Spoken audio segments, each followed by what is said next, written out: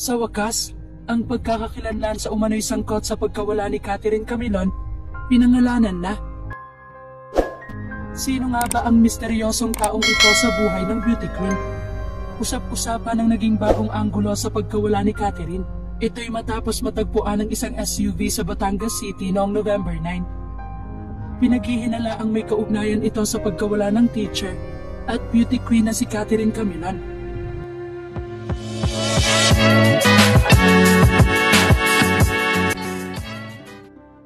Nito lamang nang lumitaw ang dalawang saksi kung saan nakita umano si Catherine noong gabi na mawala ito.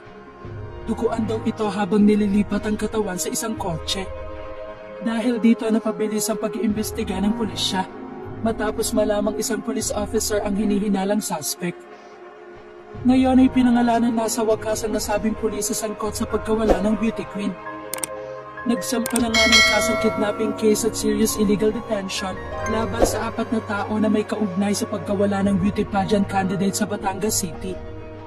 Sa nangyaring press briefing sa Camp Crame sa Quezon City, sinampahan ng Batangas Provincial Prosecutor's Office sa sina Major Alan Avena de Castro, Jeffrey Magpantay at 2 pang hinihinalang suspect.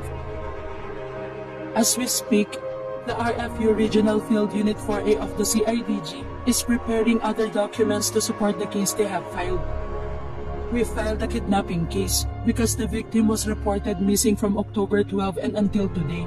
We are still uncertain whether she's still alive or not. If we find additional evidence in the coming days, this will not preclude us from filing additional cases or at least upgrade the case to another offense. Ayon kay PNP spokesperson Colonel Jean Fajardo. Kasalukuyang nasa restrictive custody sa Pro 4A headquarters ang nasabing mga suspect. Napag-alamang magkausap sa chat sina De Castro at Catherine bago ito mawala, ayon nga ito sa kaibigan ng beauty queen. Sa kabilang banda, kinumpirma ng 2 saksi na isa sa 3 lalaki si Magpantay na naglipat sa katawan ni Catherine mula sa isang sasakyan. Ayon din kay Fajardo, nakakita ang PNP Forensic Group ng hibla ng buhok, blood stains, at fingerprints sa nakitang red Honda CR-V sa Batangas City. Kasalukuyan umanong nakikipag-ugnayan ng CIDG-4A sa pamilya ng biktima para makakuha ng DNA sample para sa kanilang comparison. Ito na pinangalanan na. Sa sunod, ikaw na yung hindi matatahimik. Reaksyon ni Chinchi na kapatid ng biktima. Nagbigay ng 250,000 reward sa kung sino ang makakapagbigay impormasyon kung nasaan na nga ba si Catherine.